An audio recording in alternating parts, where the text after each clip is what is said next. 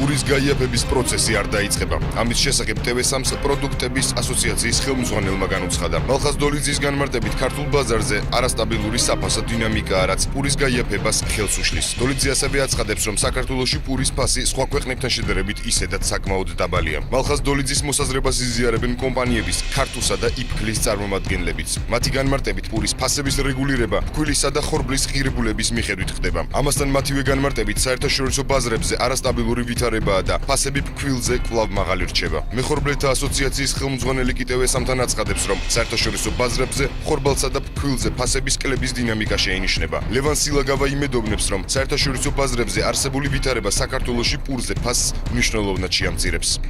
თუ შარშან მოსავლის რაოდენობა ხორბლის სოფლიოში იყო 650 მილიონი ტონა, წლეისათვის წელს პროგნოზი არის 700 მილიონ ტონაზე მეტი. ეს არის 50,000 ტონაზე მეტი, 50 მილიონ ტონაზე მეტი. 7 ლარით არის შემცირებული ოქტომბრის ფესთან შედარებით ფქვილის ფასი. ანუ 27 იყო და 37 არის დღეს.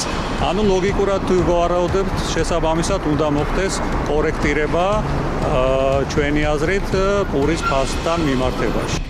ამ დროისათვის ხარისხიანი პურის საბაზრო ფასი საცალო ქსელში 60-დან 80 თეთრამდე მერყეობს.